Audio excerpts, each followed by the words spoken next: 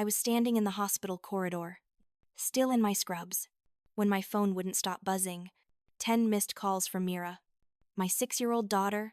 My hands went cold as I stared at the screen, and when I called back, her tiny voice came through, shaking with terror. "Mom, they left me on the boat. The boat is moving." I could hear the waves crashing, a foghorn in the distance, and my little girl trying so hard not to cry. That was the moment everything I had endured, every sacrifice I had made for my family, every excuse I had given them, shattered like glass. If you've ever felt like you're giving everything to people who give nothing back, if you've ever wondered when enough is finally enough, stay with me. This story changed my life, and I hope it helps you too.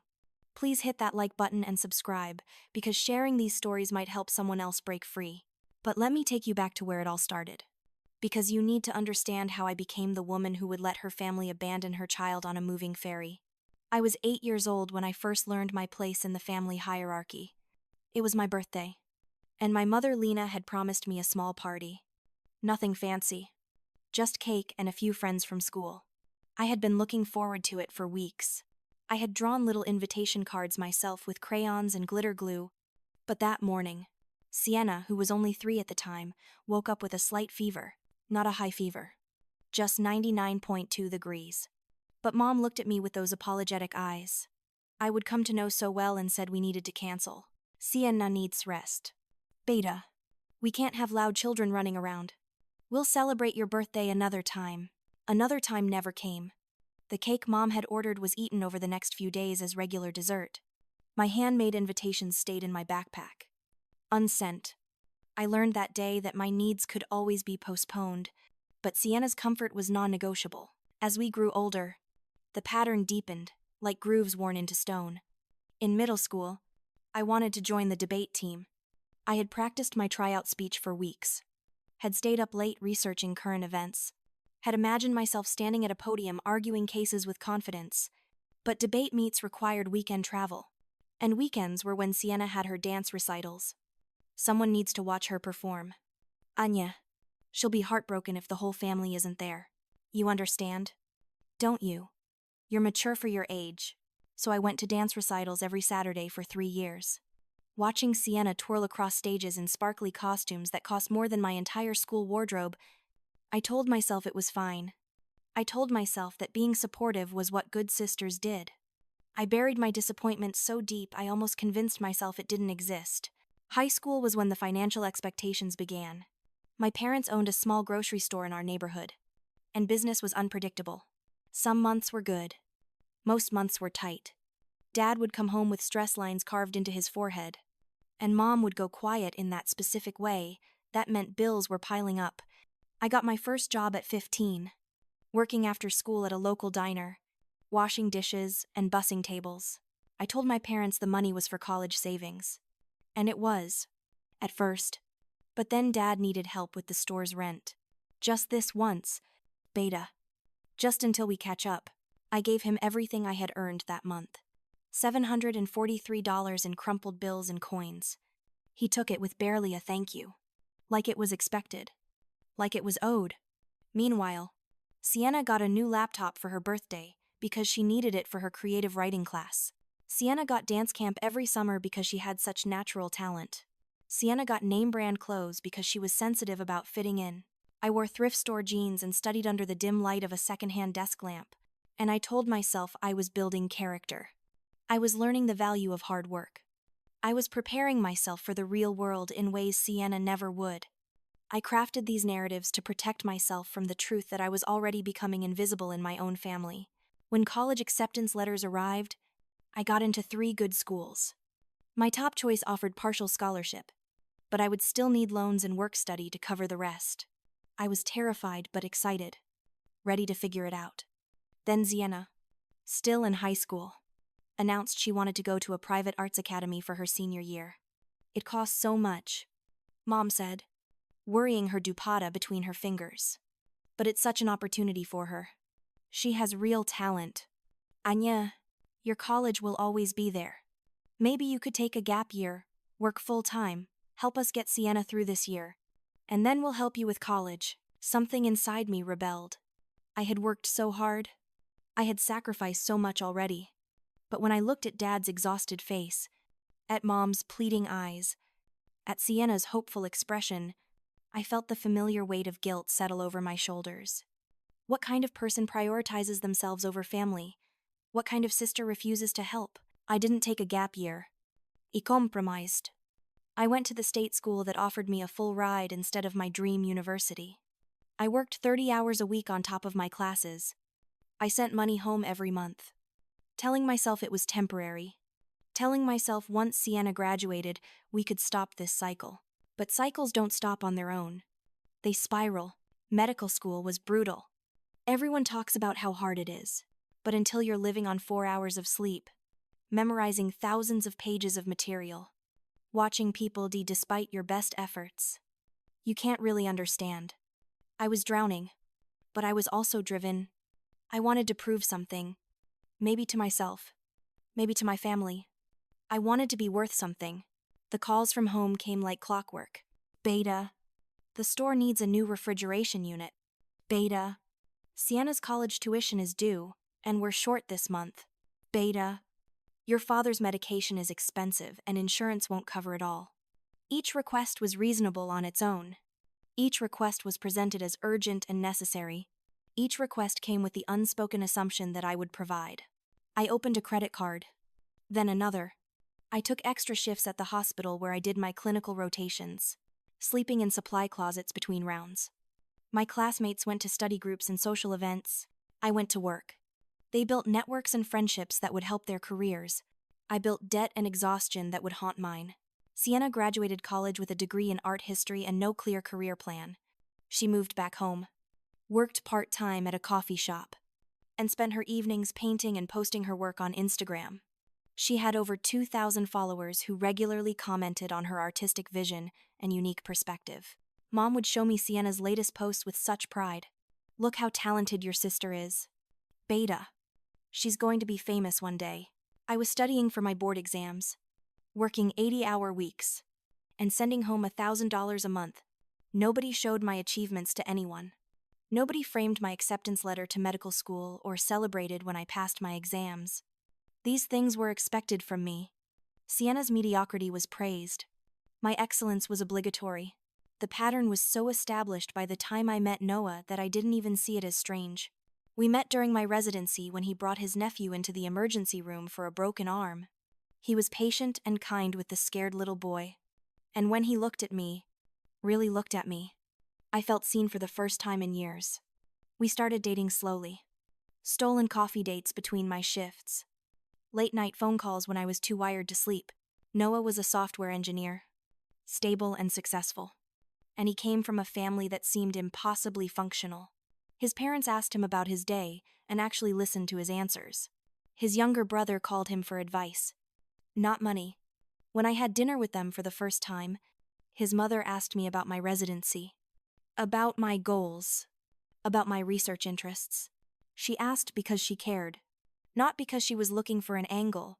I should have known then that my family's behavior wasn't normal. But I had spent so long justifying it, excusing it, accepting it as cultural tradition or family obligation, that I couldn't see the truth. Noah saw it immediately. After our engagement, when we started combining finances, he asked why I was sending almost $3,000 a month to my parents. I explained about the store, about Dad's health, about helping Sienna get established. He listened without judgment, then quietly said, Anya, you're supporting 4 adults on a resident's salary. That's not sustainable. Have they ever asked what you need? The question stunned me. I didn't need anything. I had a job, a roof over my head, food to eat. What more was there? Everything. Noah said gently. You need rest. You need joy. You need to save for your own future. You need to be more than a bank account to the people who are supposed to love you. I brushed it off. He didn't understand Indian families. I told myself. He didn't understand obligation and duty and the unspoken rules that governed everything. I kept sending money. We got married in a small ceremony because I couldn't afford anything larger. My family came. Of course. Dad looked uncomfortable in his rented suit. Mom cried and talked about her baby getting married. Sienna was my maid of honor and complained the entire day about her dress color, about the heat, about the boring ceremony, about the lack of professional photographers. Look at this, Anya. She hissed at me while I was trying to take wedding photos with Noah. These pictures are going to look terrible on Instagram. You couldn't have hired a real photographer. I had paid for her dress. I had paid for her hair and makeup. I had paid for her hotel room. A real photographer cost $3,000 I didn't have because I had just sent my family $4,000 to cover what Mom called unexpected medical bills. I smiled for the camera and told Sienna the photos were fine. Noah's parents gave us a generous check as a wedding gift, enough to start a real savings account. Before I could deposit it, Mom called. Beta, I'm so sorry to ask, but the store's landlord is threatening eviction. We need $8,000 by the end of the week. I know you just got married, but this is an emergency. We'll lose everything. I gave them the wedding money. All of it. Noah said nothing when I told him, but I saw the muscle in his jaw tighten. I saw the way he looked at me. Not with anger, but with something worse. Pity. When I got pregnant with Mira, I was terrified and elated in equal measure. I had always wanted children, but I was barely keeping myself afloat. How could I take care of a baby? Noah assured me we would figure it out together. And we did. He took on extra freelance projects. I worked until the day I went into labor, literally leaving the hospital as a doctor and returning hours later as a patient. Mira was perfect. 10 tiny fingers, 10 tiny toes, a scrunched-up face that looked perpetually skeptical of the world. I held her in my arms and felt purpose crystallize inside me. This child would never feel invisible. This child would never question her worth. This child would be protected. My maternity leave was 8 weeks. I spent it in a haze of feedings and diaper changes and overwhelming love. I also spent it fielding calls from my mother about Sienna's new apartment deposit, about Dad's dental work, and about property taxes on the store. I was nursing my 3-week-old daughter when I logged into my bank account and transferred $2,000 to my parents, money from our emergency fund that was supposed to be for Mira's needs. Noah found out by accident when he was checking our accounts to pay bills.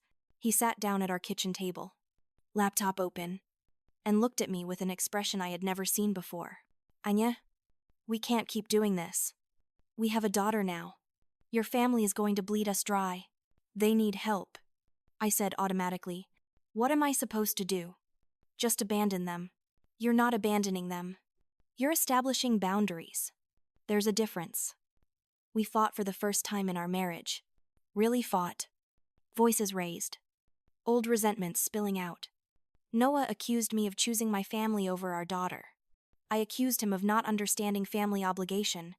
We both said things we regretted. In the end, nothing changed. I promised to talk to my parents about reducing the support. I never did. The months blurred together. Work. Baby. Exhaustion. Repeat. I was promoted to attending physician, which meant more money and even less time. My salary jumped, and so did my family's requests. Sienna decided she wanted to pursue a master's degree in fine arts. The program cost $60,000. Surely I could help with tuition. Mom suggested just the first year. Then Sienna would get assistantships or scholarships or figure something out. I helped with the first year. And the second year, Sienna graduated with her MFA and moved in with a guy named Dev, who worked in his family's restaurant business. Dev's family was wealthy, owned multiple locations, drove expensive cars. But when Sienna and Dev decided to get married, somehow none of that wealth translated into wedding contributions. Anya. Sienna called me, her voice sugary sweet. I need your help planning the wedding. You're so good at organizing things. And obviously, I'll need help with costs. Dev's family is traditional. They expect the bride's family to handle most of it. You understand? I understood that I was expected to fund another wedding. This time, not my own, but my sister's. I was so tired. Mira was 3 years old, curious and bright, and I was missing her childhood because I was constantly working to support everyone else. But what could I say? Family helped family. That's what I had always been taught. The wedding cost $47,000. I paid for $32,000 of it. The venue, the catering, the flowers, Sienna's dress that cost more than my car payment. The open bar. The DJ. The photographer she absolutely had to have. Dev's family showed up in designer clothes and gave generous gifts to the couple, none of which came back to offset costs.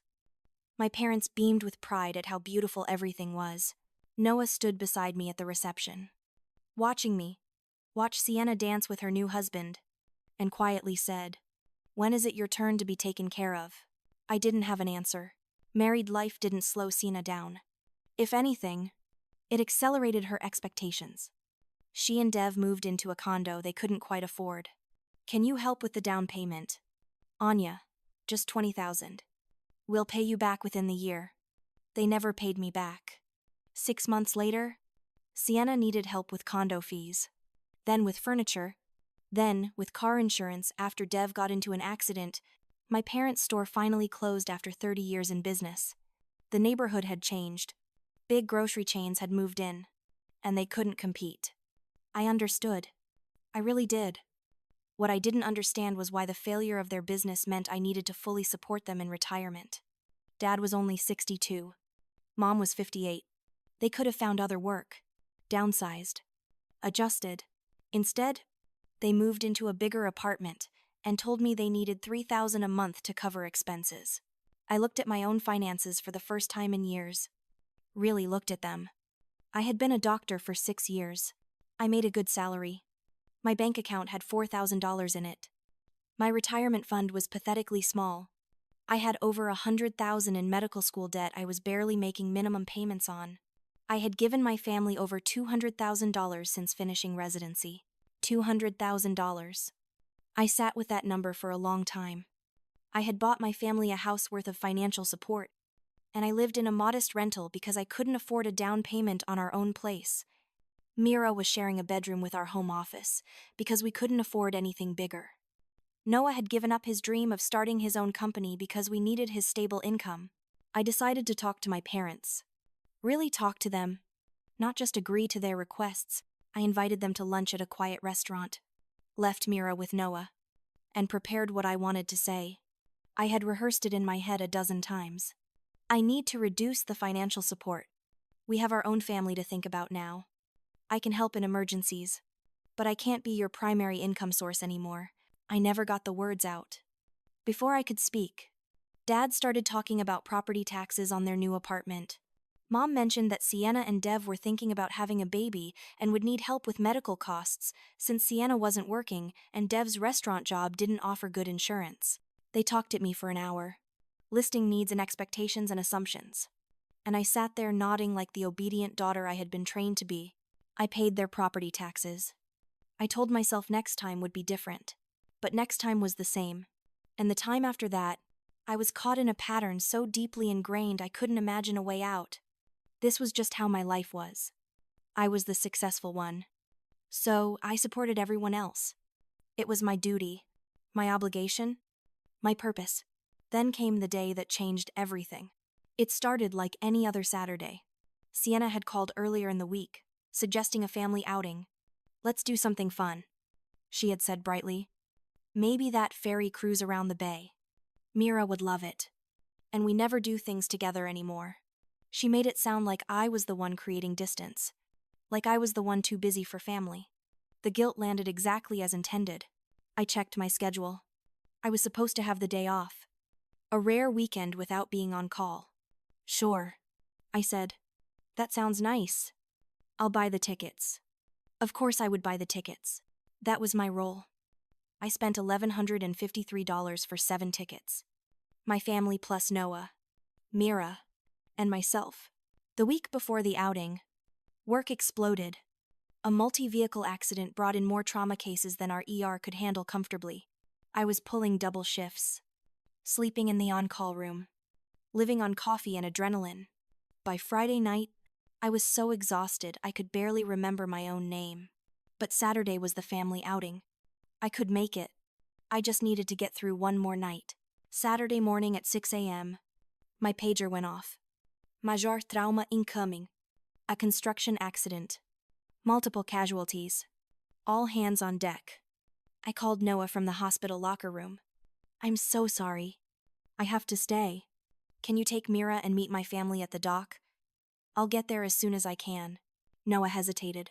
I knew he didn't trust my family with our daughter. Not after years of watching them treat me like an ATM. But he also knew I was in an impossible position. Okay, he said finally. But I'm staying with her the whole time. I'm not letting her out of my sight. Except Noah got food poisoning that morning from something he ate the night before. He was violently ill. Couldn't leave the bathroom for more than 10 minutes. He called me at 7:30. Anya, I can't do this. I can't take Mira. I'm too sick. We need to cancel. Cancel. I looked at the patient being wheeled into my trauma bay. At the organized chaos of the ER. At my team waiting for my instructions.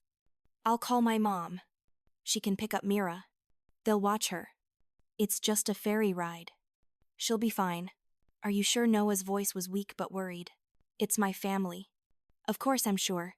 I called my mother between cases. Mom, Noah's sick. Can you pick up Mira? She's so excited about today. I hate to cancel on her. You'll watch her carefully. Right? She's only 6. She needs constant supervision on the ferry. Of course. Beta. Lena said warmly. Don't worry about anything. We'll take good care of her. You focus on your work. We'll send you pictures. The trauma cases kept coming. A pregnant woman with internal bleeding. A teenager with a collapsed lung. An elderly man with a skull fracture. I moved from one patient to the next. My hands steady. My mind focused. My emotions locked away in whatever compartment I kept them in during work hours. Surgery after surgery. Life after life hanging in the balance. I checked my phone during a rare break around 2 p.m. No pictures from my family. I texted my mom. How's it going? Is Mira having fun? No response. I figured they were busy enjoying the cruise. Didn't think much of it. I went back to work. At 4:30, I finished my last surgery. The patient was stable. Being moved to ICU. And I was finally done. I pulled off my surgical mask and felt the exhaustion hit me like a physical force. I wanted to go home. To crawl into bed. To sleep for 1,000 years. But I also wanted to see my daughter. To hear about her day. To be part of the family outing I had paid for, but missed. I walked out of the OR, heading toward the locker room to change and check my phone. That's when I saw it. My phone screen lit up with notifications. 10 missed calls. All from Mira's number. The phone we had given her for emergencies. My blood turned to ice. I called back with shaking hands. Mira answered on the first ring, and the sound of her voice, small and terrified, and trying so hard to be brave, broke something fundamental inside me. Mummy, her voice cracked. They left me on the boat. The boat is moving, and I don't know where I am, and there's water everywhere, and it's so dark, and I'm scared, and I called and called, but you didn't answer, and I don't know what to do.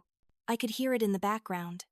The deep rumble of the ferry engine, the slap of waves against the hull, the cry of seagulls, the announcement system garbling something about next stop.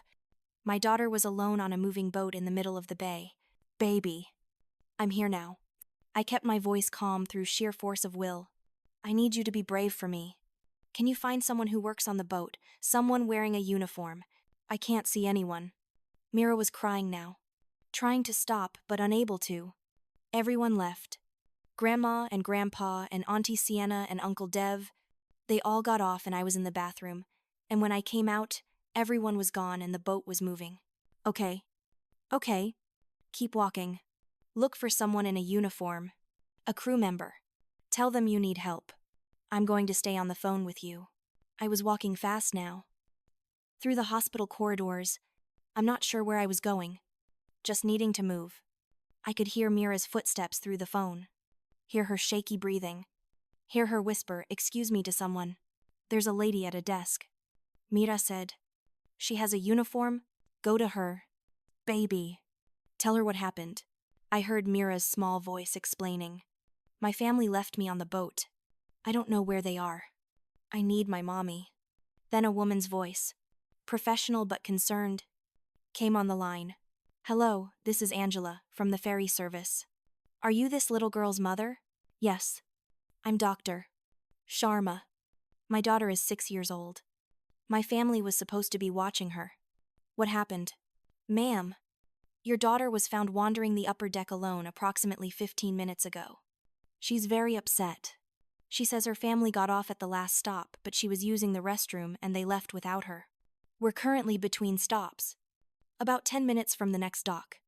I can keep her with me until we arrive. Do you have someone who can pick her up? I'll pick her up myself. Which dock? Angela gave me the location. I was already running to my car, still in my scrubs. Not caring. Who saw me? I had one hand on my phone talking to Angela, confirming Mira's safety, and the other hand dialing the police. Yes. I need to report child endangerment, I said when the dispatcher answered. My daughter was abandoned on a ferry by my family. She's 6 years old. She was left alone for over 15 minutes on a moving boat. I gave them all the information while driving, probably too fast toward the dock. Then I called my lawyer, Marcus Thorne, a family law attorney I had consulted once about estate planning. Marcus, I need help. My family just abandoned my daughter on a ferry.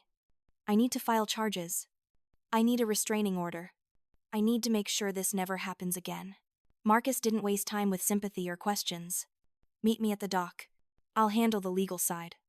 You focus on your daughter. Then, because I needed to know, because I needed to understand how they could have done this, I called my mother. The phone rang 4 times. In the background, I could hear laughter, music, the clink of glasses and silverware. They were at a restaurant, having lunch, having fun. My daughter was terrified and alone on a ferry. And they were eating. Hello, Mom's voice was cheerful. Oh, Anya Beta. We were just talking about you. We're at this wonderful restaurant downtown. Sienna found it. The food is amazing. You should try to join us when you're done with work. Where is Mira? My voice was flat, empty of inflection. Oh, a pause. She wanted to stay on the ferry for another ride. You know how children are. Never satisfied. She'll be fine. Beta. She knows how to take care of herself. You left my 6-year-old daughter alone on a moving ferry. Well, another pause. Longer this time. Sienna said we didn't have time to wait. We had reservations here for 2 p.m. and the ferry was running behind. Mira said she wanted one more ride. She's not a baby anymore. Anya. She's perfectly capable of getting off at the next stop and finding her way back. You're being dramatic. In the background, I heard Sienna laugh at something Dev said. I heard my father order another round of drinks. They were celebrating something, enjoying themselves, completely unconcerned that they had left a child alone in a potentially dangerous situation. Something inside me snapped. Not broke, but snapped back into place. Like a bone that had been fractured and healed wrong, suddenly resetting itself. The pain was extraordinary. The clarity was worse. From this moment forward, I said, and my voice sounded strange, even to my own ears. Cold and clear and absolutely certain. Our family relationship is over. You will never see or speak to my daughter again. You will never ask me for another dollar. You will never contact me unless I explicitly give you permission. Do you understand? Anya, don't be ridiculous. Mom's voice shifted to that tone she used when I was being unreasonable. That condescending patience. We're family. You can't just watch me. I hung up. I blocked her number. I blocked my father's number. I blocked Sienna's number. I blocked Dev's number. Then I drove to the ferry dock through a sudden rainstorm that had blown in from the bay, my windshield wipers barely keeping up with the downpour. My hands white-knuckled on the steering wheel. The dock was chaos. The ferry was just arriving. Passengers disembarking in the rain. Umbrellas blooming, like dark flowers. I ran through the crowd, scanning for Mira. My heart hammering so hard I thought it might burst. Then I saw her, my tiny daughter standing next to Angela, clutching a ferry employee jacket someone had wrapped around her shoulders. Her face streaked with tears and rain. The moment she saw me, she broke free and ran. I caught her and she wrapped her arms around my neck so tight I could barely breathe. And I didn't care. I would never breathe again if it meant holding her safe. I'm sorry. Mommy. She sobbed into my shoulder. I didn't mean to make you worry. I just had to go to the bathroom and when I came back, everyone was gone and the boat started moving and I was so scared. This is not your fault. I told her fiercely. This is not your fault. You did nothing wrong. Do you understand me? Nothing. Two police officers approached us. Detective Miller and Officer Chen. I had called them from the car, and they had arrived even faster than I had. Angela gave them her statement while I held Mira. Yes, the child was found alone. Yes, she appeared distressed. Yes, she had been wandering for approximately 15 minutes before being located. No adult had claimed her, or seemed to be looking for her. Detective Miller took my statement next. I explained the situation as calmly as I could manage, which wasn't very calm at all. My family was supposed to be supervising her. They left her on the ferry and went to lunch. She's 6 years old. They endangered her life because they didn't want to miss a restaurant reservation. Do you want to press charges? Dr. Sharma. Yes. Absolutely yes.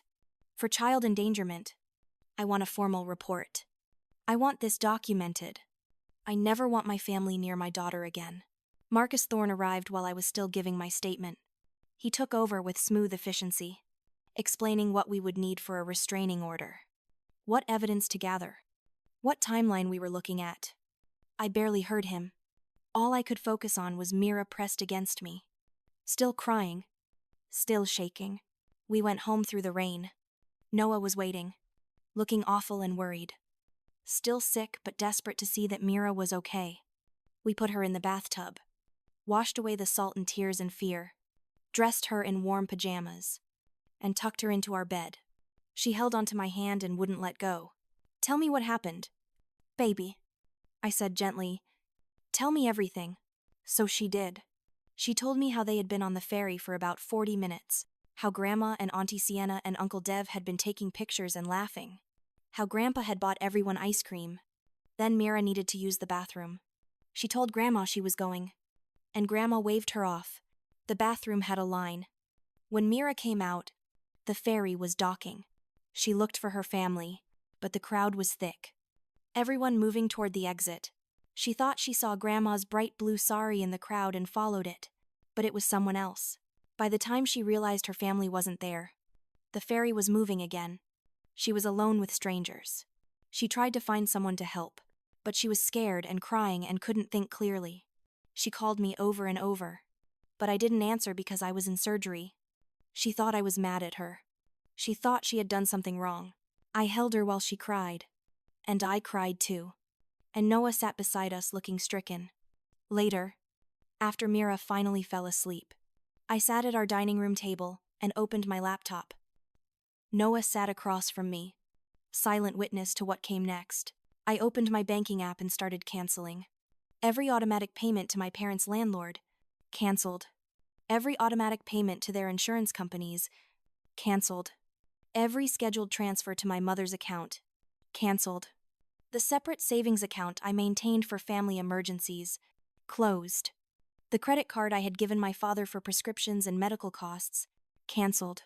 Then I opened my spreadsheet, the one where I tracked every dollar I had ever sent them. $267,000 over 8 years. I had records of everything. Bank transfers, Venmo payments, cash I had handed over, checks I had written. I had been meticulous in my record keeping. Though I had never examined the total before, I did now. I sat there looking at that number, at the life I could have had if I had kept even half of that money, and felt nothing but cold fury. I drafted an invoice, professional, detailed, itemized. To my family, $1,153 for ferry tickets for a family outing where you abandoned my 6-year-old daughter alone on a moving boat. Payment due within 7 days. I attached the receipt from the ferry company and sent it to Sienna's email with a read receipt request. Then I sent a formal letter to my parents, CC'd to Sienna and Dev. Effective immediately. I am discontinuing all financial support. You are adults capable of supporting yourselves. The pattern of dependency ends today. I am also informing you that a police report has been filed regarding the child endangerment incident. You will be hearing from my attorney. Do not contact me or my family. I sent the emails at 11 p.m. on a Saturday night. I knew they would see them. Sienna was always on her phone. Mom checked email obsessively. I wanted them to lose sleep the way I had lost sleep for years. worrying about how to cover everyone else's needs while neglecting my own. The response came faster than expected. My phone started ringing at 11:15. Sienna. I didn't answer. 3 more calls. Then a string of text messages to my old number before I had blocked it. Messages that came through on my laptop because of message syncing. Are you kidding me right now? An invoice? For a family outing, you're seriously billing me for tickets you offered to pay for. What is wrong with you? This isn't who you are. Anya, you've changed. You're cold. You're cruel. You're punishing us for nothing. I read the messages with clinical detachment. Nothing. She called what happened to Mira nothing. I didn't respond. I just took screenshots for Marcus Thorne. More messages came through. From my mother's email since I had blocked her phone. Beta, I don't understand what's happening. Why are you being so hurtful? We made a mistake. Yes. But Mira is fine. Nothing bad happened. Why are you tearing the family apart over such a small thing? Think of your father's heart condition. This stress could kill him. Is that what you want? The manipulation was so blatant, it was almost funny. Almost. I forwarded the email to Marcus with a note. Using father's health to guilt me. Adding to evidence file. Sunday morning brought more attempts at contact.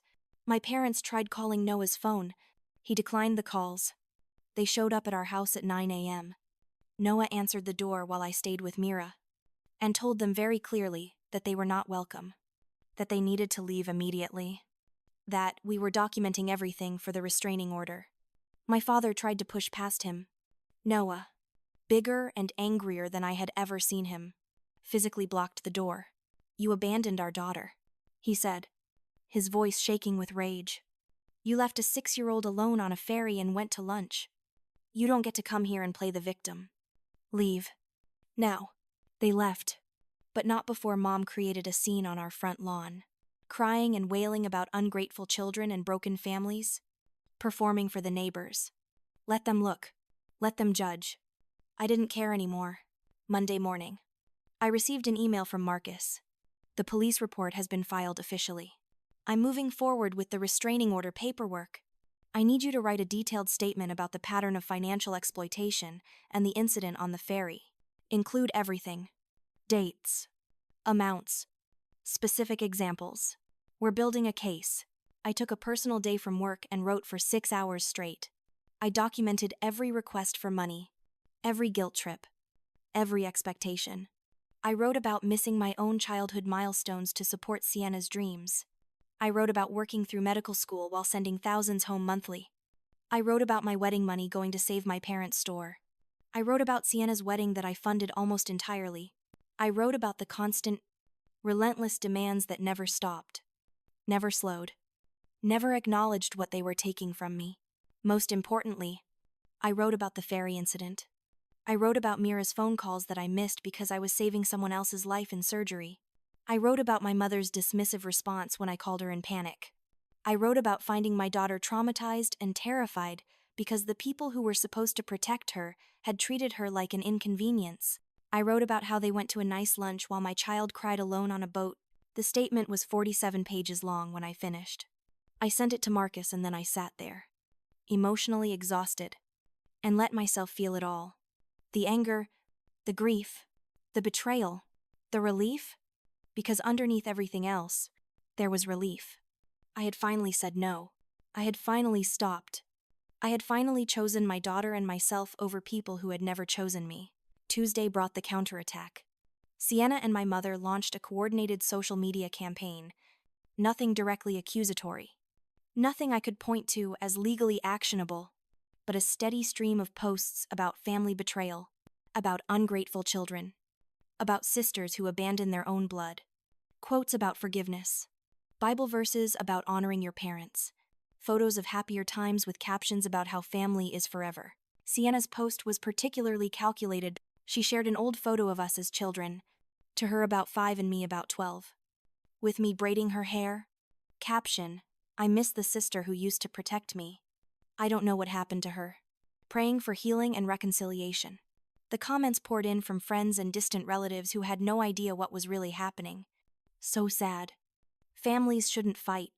Hope you work it out. Your sister loves you. My mother went bigger. She posted about immigrant struggles, about how hard she and Dad had worked to give us opportunities, about the pain of having a daughter turn her back on her family. She posted about elder care and respecting parents and how American culture was destroying traditional family values. She posted about her loneliness now that her successful daughter was too important to spend time with her. She never mentioned Mira. She never mentioned the fairy. She just painted herself as the victim of my cruelty and rejection. My phone started ringing from extended family members, from old family friends, from people I hadn't spoken to in years. What's going on? Your mother is so upset. Can't you work this out? Family is important. You're being too harsh. People make mistakes. I wanted to explain. But explaining to each person individually was exhausting just to think about, so I didn't. I let them think what they wanted. The people who really mattered, who really knew me. I would listen if they asked. Everyone else could believe my mother's version. I was done performing, but on Wednesday, when I got called into the hospital director's office because someone had reported to her that I was having family troubles that might affect my work performance, I realized silence wasn't enough. My mother had called the hospital. She had spoken to my colleagues, spreading her version of events, making it seem like I was having a breakdown, implying I might be unstable. The director was kind but firm. Dr. Sharma, I need to know if there's something affecting your ability to work. Several people have expressed concern. Your mother called yesterday asking if we had employee assistance programs for family counseling. She seemed very worried about you. My mother called my workplace. My mother tried to make my employer think I was unstable. The audacity of it took my breath away. Nothing is affecting my work. I said carefully, I'm dealing with a family situation, but it's being handled through legal channels. My family endangered my daughter. I filed a police report and I'm seeking a restraining order. That's why they're reaching out to people in my life, trying to make me seem irrational. It's a manipulation tactic. The director looked at me for a long moment. I see. I'm sorry you're going through this. For what it's worth, your work has been exemplary, as always. I had to ask, but I'm satisfied there's no issue. If your mother calls again, I'll refer her to hospital security. Thank you, I said, meaning it. But that conversation made me realize my silence was being filled with their narrative. If I didn't speak up, their version would become the truth. So I went home and did something I had never done before. I opened my laptop and I started writing. Not a statement for a lawyer or police report, but a public email to everyone in my extended family. Everyone who had been receiving my mother's carefully curated victim story. I wrote the truth. All of it. I attached evidence. Bank statements showing years of transfers. Receipts for payments I had made. The police report about Mira being abandoned. Angela's witness statement. Text messages requesting money. Emails asking for help. A timeline of financial support over 8 years, totaling over $260,000. The email started simply, I want to address the stories being shared about me. Here are the facts. Then I laid it all out. The years of supporting 4 adults on one salary, the sacrifices I made, the promises they made and broke, the escalating demands, the guilt trips, the manipulation, and finally, the incident where they abandoned my 6-year-old daughter on a moving ferry so they wouldn't miss their lunch reservation. I am not the villain in this story. I wrote, I am someone who finally said enough. I am protecting my child and myself from a pattern of exploitation that has gone on for too long. If you choose to believe their version without asking me for mine, that tells me where your loyalties lie, and I respect that. But you will never be able to say I didn't tell you the truth. I CC'd 42 people. Extended family. Close family friends, our religious community leaders, everyone who had been getting my mother's phone calls and social media posts. I attached every piece of evidence. I made it impossible to deny or dismiss. Then I hit send and I waited. The response was immediate and overwhelming. My email inbox exploded. Phone calls came in. Text messages. Some people were angry at me for airing family business publicly. But more, many more, were shocked and supportive. I had no idea it was this bad. Why didn't you tell us? I'm so sorry. How can we help? One of my father's cousins called me directly. Anya Beta. I wish you had come to me years ago. This is not right. What they did to you. What they're still doing. This is not how family should behave. I'm going to talk to your parents. Please don't. I said. I don't want mediation. I don't want reconciliation. I want boundaries and distance. I want my daughter protected. That's all. But people tried anyway. Well-meaning aunts and uncles called my parents trying to smooth things over. Trying to make peace. Not understanding that some things can't and shouldn't be fixed. My parents responded by doubling down. They told these relatives I was mentally unstable from work stress. They said I had always been difficult. Too American. Too selfish. They said I was trying to erase my culture and heritage. Sienna escalated too. She posted the invoice I had sent her, carefully cropped to hide context, with a caption about how her sister was literally billing her for spending time with family. Look what she sent me. Can you believe this? The comments were brutal until some of my friends who knew the full story started posting the truth. She left Anya's 6-year-old daughter alone on a ferry. This isn't about tickets. It's about child endangerment. The comments section became a war zone. Sienna started deleting comments that supported me, blocking people who questioned her narrative. It didn't matter. The truth was out now. People knew. Thursday afternoon. Marcus called me. We have a problem. Your sister filed a police report claiming you're harassing her. She's trying to flip the script. Make it look like you're the aggressor. Based on what evidence? The invoice you sent? The email to family members? She's claiming you're damaging her reputation and causing her emotional distress. I felt something cold settle in my chest. She abandoned my child, and she's claiming I'm harassing her by asking for accountability. That's exactly what she's doing. But don't worry. We have more evidence than she does. And we filed first. Her report looks like retaliation. I've already spoken to Detective Miller. He's not concerned. What do I do? Nothing. Don't contact her. Don't respond to her posts.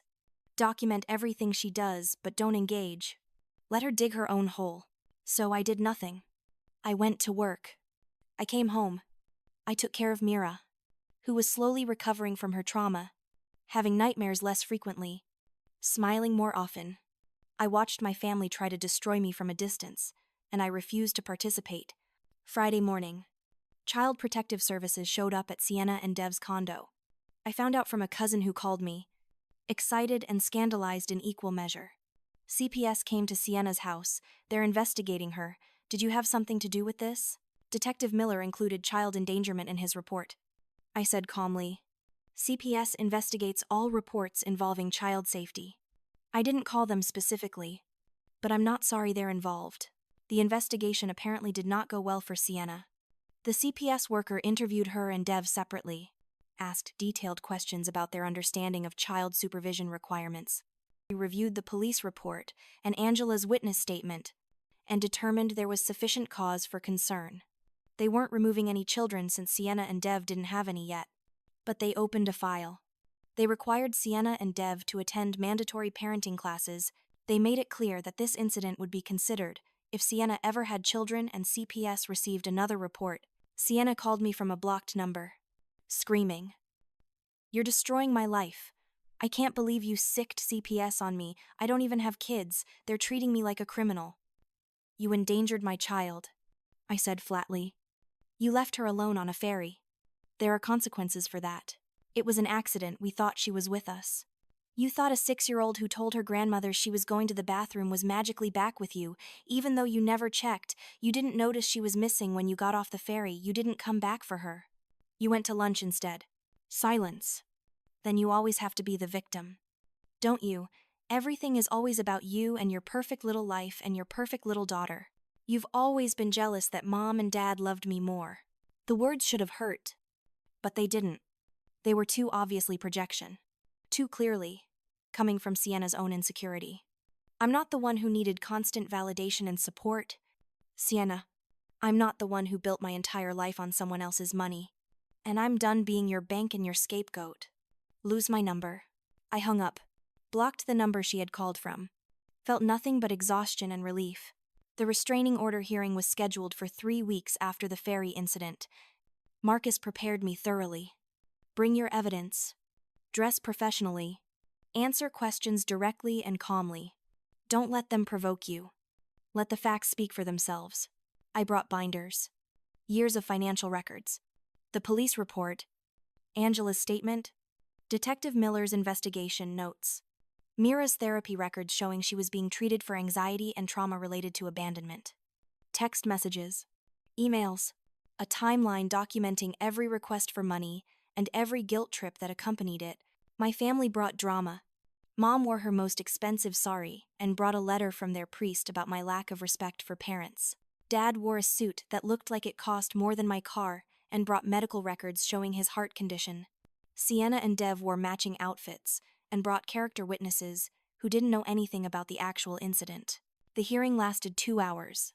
Detective Miller testified first, clearly stating what he had found in his investigation. An unattended minor on a ferry. Family members who left without verifying her location. A delay of over 15 minutes before anyone realized the child was missing. A lunch reservation that was prioritized over child safety. Angela testified next, describing how she found Mira. The child was wandering the upper deck crying and calling for her mother. She was clearly distressed. She told me her family left her. When I asked her grandmother's name and called the number the child provided, the grandmother confirmed they had left the ferry but seemed unconcerned about the child being alone. Sienna's lawyer tried to argue it was an honest mistake, a miscommunication in a crowded space. But Marcus presented the timeline. 23 minutes passed between when the ferry docked and when anyone called to check on Mira. In that 23 minutes, my family had walked 10 minutes to a restaurant, been seated, ordered drinks, and were looking at menus when I called them. When it was my turn to testify, I kept my statement focused on the facts and on Mira's well-being. My daughter has nightmares. She's afraid I'm going to leave her. She checks constantly to make sure I'm still here. She asks me every morning if I promise not to leave her anywhere. She's 6 years old and she's traumatized because the people I trusted to protect her treated her like an inconvenience. Sienna's lawyer tried to imply I was exaggerating, that children are resilient, that I was using my daughter to punish my family. Marcus shut it down by presenting the therapist's report. Separation, anxiety, abandonment, trauma, recommendations for continued treatment, all documented by a licensed professional. Then Marcus presented the financial records. Your Honor, this is a pattern. This family has treated Dr. Sharma as a resource, not a relative. Over 8 years, she has provided over $250,000 in support. She has funded their lifestyle, their home, their expenses. And when she set a boundary, when she said no more, they retaliated. The incident with the child was the final straw, but the exploitation and manipulation have been ongoing for years. The judge read through the evidence silently. Then she looked at my parents, at Sienna and Dev, with an expression that made them all shift uncomfortably. I'm granting the restraining order, she said. The respondents are prohibited from contacting Dr. Sharma or her minor child through any means, directly or indirectly. They are prohibited from coming within 500 feet of Dr. Sharma's home or workplace. This order is effective for 2 years. Additionally, I'm ordering the respondents to pay restitution for the ferry tickets in the amount requested. The financial exploitation documented here is deeply concerning, and while this court cannot adjudicate years of family financial arrangements, I want it noted for the record that the pattern shown here is manipulative and harmful. She looked at me. Dr. Sharma, you are not required to have any contact with these individuals. If they violate this order, contact the police immediately. You have every right to protect yourself and your child. Thank you. Your Honor. My mother started crying loudly as we left the courtroom. My father looked stunned. Sienna glared at me with pure hatred. Devyust looked uncomfortable. I walked past all of them without a word, my head high. Marcus beside me. In the parking lot, Marcus shook my hand. You did great. This was the right call. I know. For the first time in weeks, I smiled. I know it was. The months that followed were strange and peaceful in equal measure. My phone stayed quiet. No requests for money. No guilt trips. No crisis that required my immediate intervention. I had to catch myself sometimes from the automatic anxiety spiral when my phone rang. It's not them. They can't contact you. You're safe. Work became something I enjoyed again, instead of an obligation I resented. I took cases that interested me instead of just taking every shift for the money. I started saying no when I was too tired. Setting boundaries with colleagues and administration. Protecting my time and energy. I got a reputation as someone who was professional but firm. I liked that version of myself.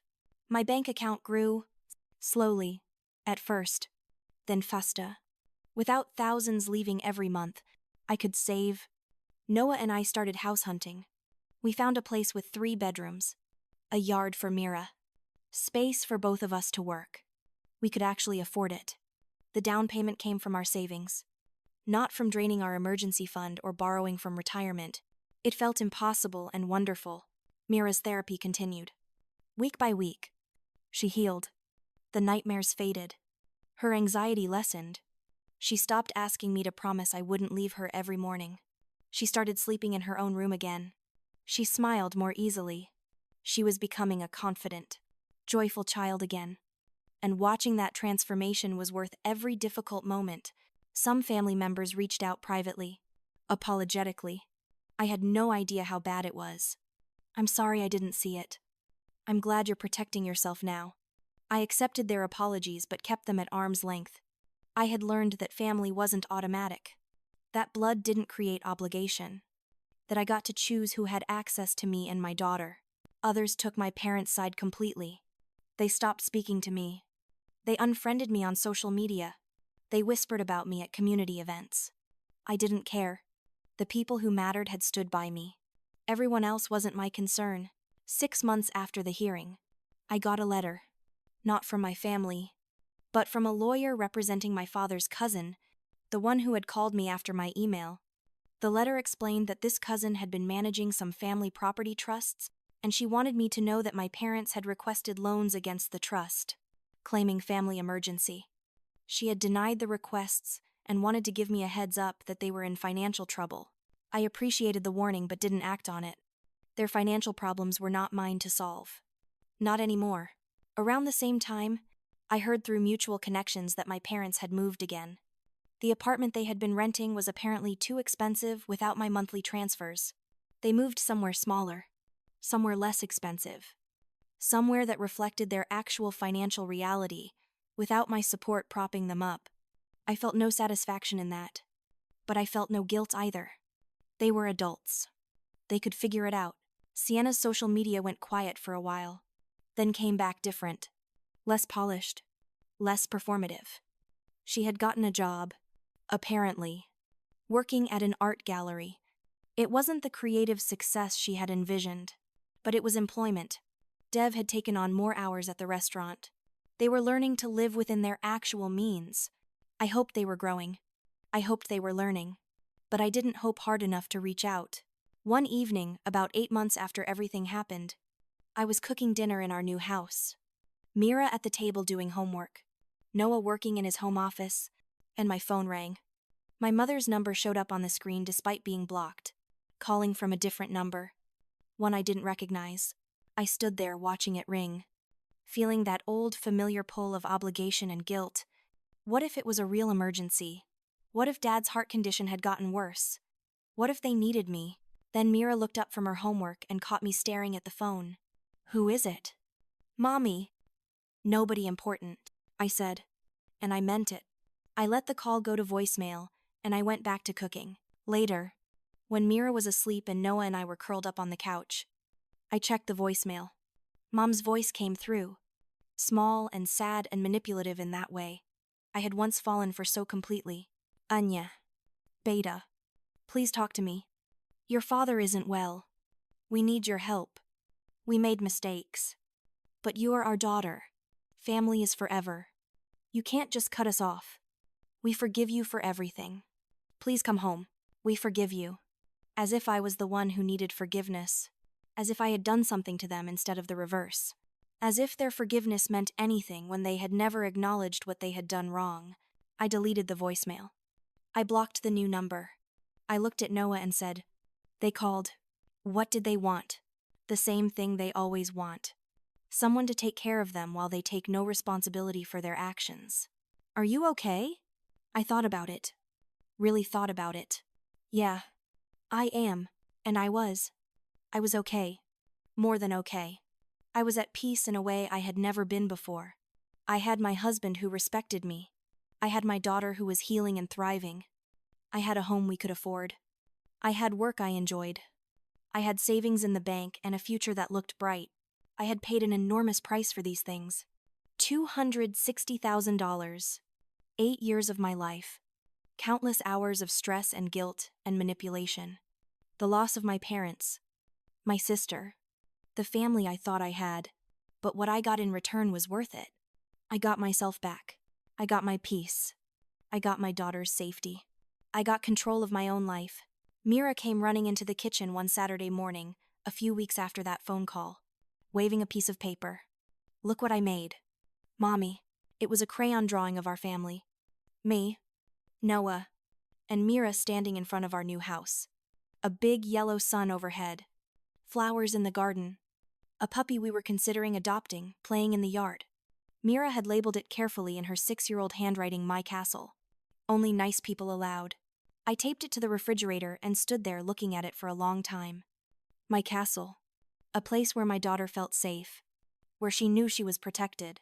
Where she understood that love didn't come with conditions or price tags. I had given her that. By setting boundaries. By saying no. By walking away from people who hurt us. I had given my daughter something I never had, a home where she mattered.